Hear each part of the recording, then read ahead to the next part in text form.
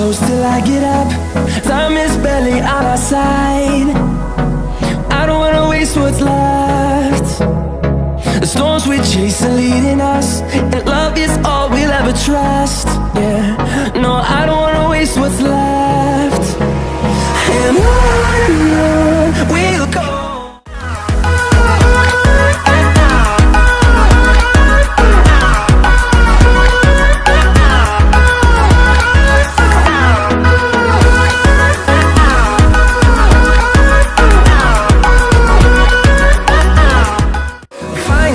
Along the way, melodies we haven't played. No, I don't want no rest. Echoing around these walls. Assalamu alaikum warahmatullahi wabarakatuh. soo dhawaada qaybteena labaad ee casharkan socday ee form 1 motion qaybta koowaad ee casharka koowaad waxaan arki doonaa motion equation, how to derive the equation of a motion, how to form a formula in the equations given in motion. Equationada taxanooyinkan laga siiyay motion sida loo derive gareeyo ama qaacido loogu diyaariyo ee maanta first step-keena aan ku arki doonaa. First equation of motion waa v is equal to u plus at. halkan waxaan rabnaa inaan soo derive gareyno a acceleration, inaan qaacido aan ka diyaarinaa rabnaa. waxaan ognahay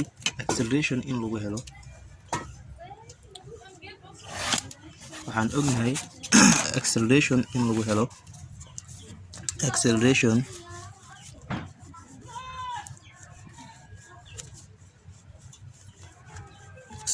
is equal to change in velocity over time taken. Therefore waxay isna v is equal to u plus at. waxaan rabnaa this qaacidada inaan derive gareyno acceleration aan ognahay in lagu helayo change in velocity means final velocity minus initial velocity all over time.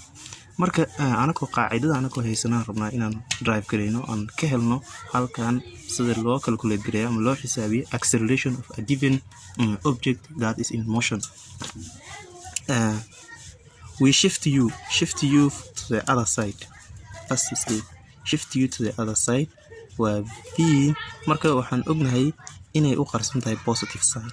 halkan markay soo aado this positive sign will automatically change to negative sign. waxay leedahay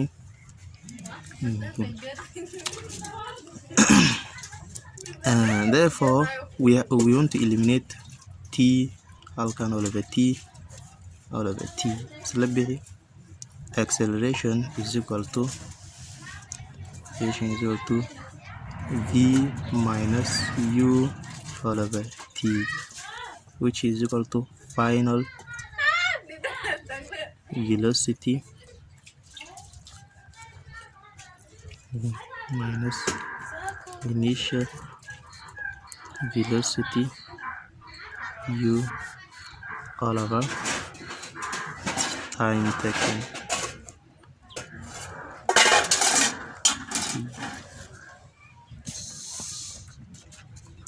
Motion equation.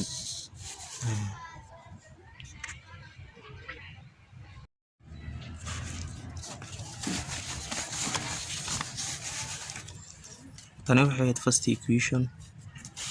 we have done second equation. waxaa la raadinaya waa displacement ama distance. waxaa lagu helaa ut plus a half at square. say ku imaatay aan fiirin doonaa. waxaan ognahay average velocity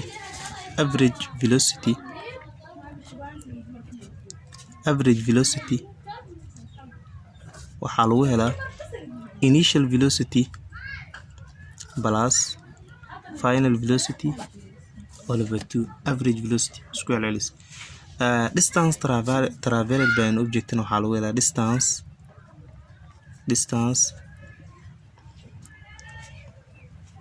traveled by an object waxaa lagu helaa average velocity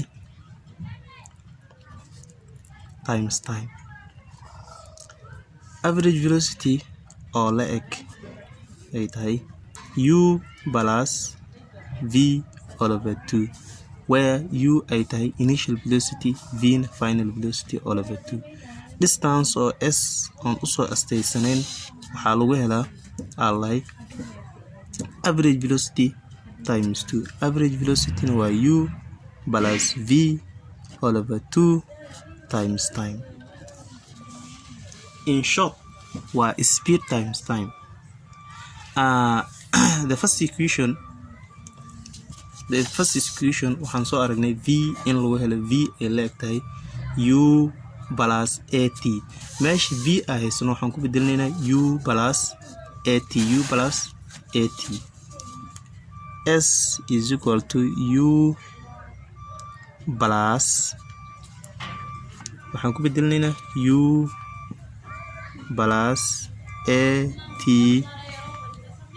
bil xiran all over 2 bracket ka furo marka u plus at t all over 2 labadan isku dar 2u plus at t all over 2. Ogow these two denominator hooseeyaan 2 waa common, halkan uu u qaybsama, halkan uu u qaybsama, uu ka sameeyay. marka waxaan sameynaa 2 halkan ku t bracket kan furnaa. bracket kan waxaan ku furnaa anoo t wax bracket ku jirna anoo t ku dhufanaya bracket ku furnaa. marka waxaan leeyahay let's continue. u 2u plus at lagu dhuftay t ku dhufo 2ut plus at square waan ku dhufanaya all over 2. all over 2 means u 2u all over 2 plus at square all over 2 labe. marka s waxay la eg tahay ut plus a half at square. waa the second equation. marka waa the second equation of motion. first equation oo marka hore haysanay haddana waxaan kasoo derive garaynay the second equation. they are correlated, marka way isku xiran yihiin. waxaan fiirin doonaa the third equation haddana insha Allah.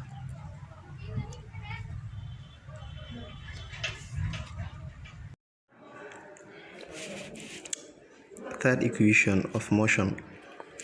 equationka saddexaad ee motion. to derive this equation, marka qaacidadaas say ku imaatay from the combination of the previous equations. labadii equation hore aan usoo aragnay isku jirkooda say qaacidadan ku imaatay ama lagu soo derive gareeyay ilaa halkan aan maanta eegaynaa insha Allah. First equation waxaan soo aragnay equationka koowaad oo ah v velocity u plus at. this was the first equation. Your second equation oo ahaa s is equal to ut plus a half at square, second equation. marka labadan equation isku jirkooda ayaa laga soo derive gareeyay ama ay ku imaatay equationkan saddexaad. how marka qaabkay ku imaatay aantan fiirin doonaa insha Allah. ugu horeyn waxaan fiirinaynaa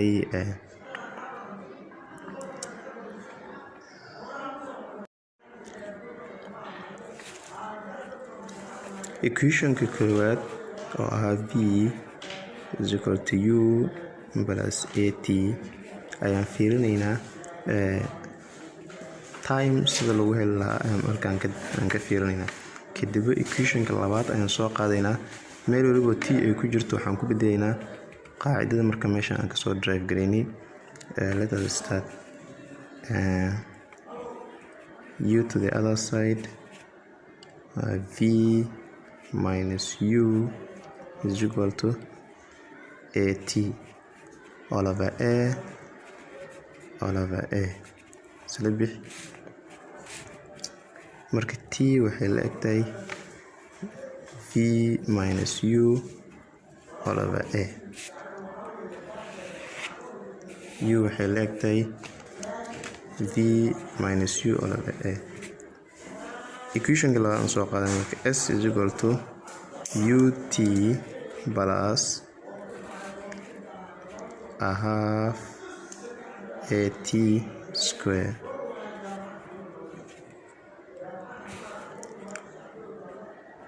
wherever you see t waxaa ku bedelataa that formula.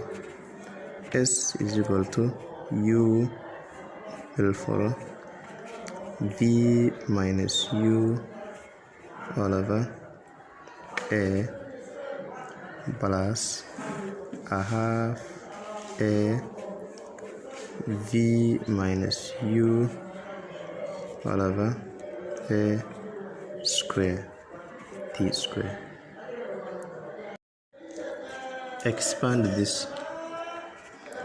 V minus u all over a minus v minus u all over a. V minus u all over a minus u v minus u all over a. V times v square uv minus uv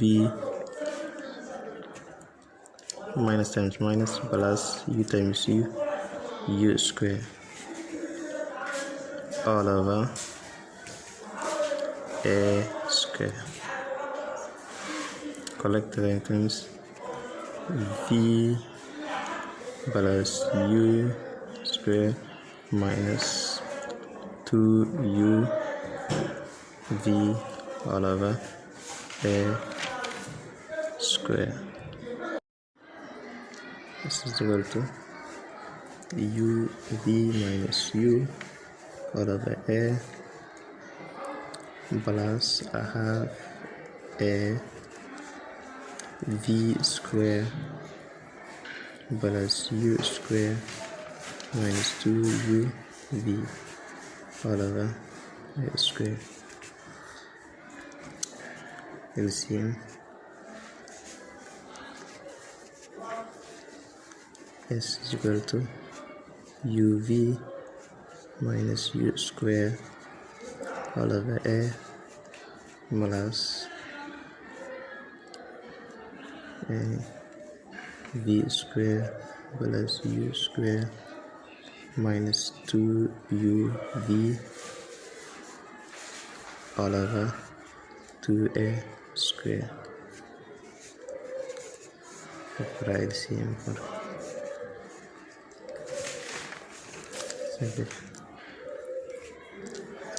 again 2a square 2a. Okay.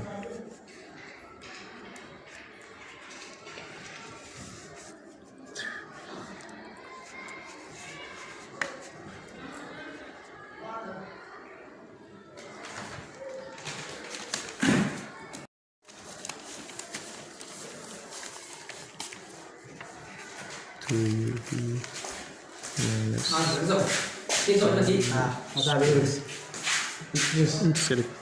我们对过来。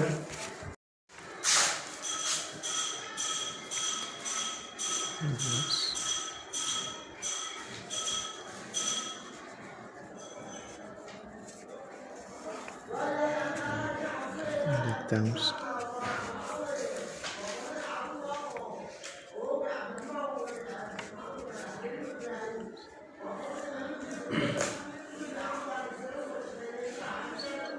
two v square plus v square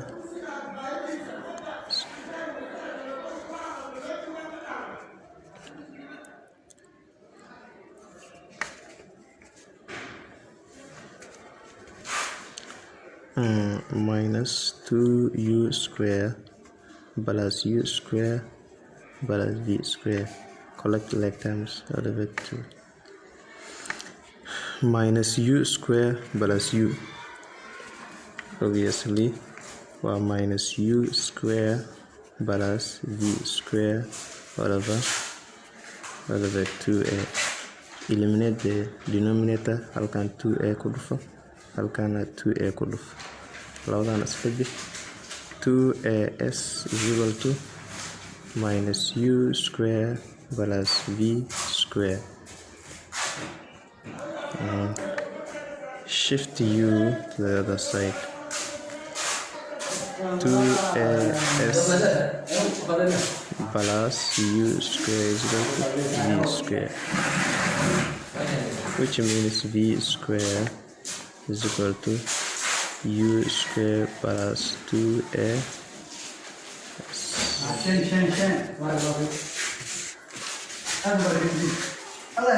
square is equal to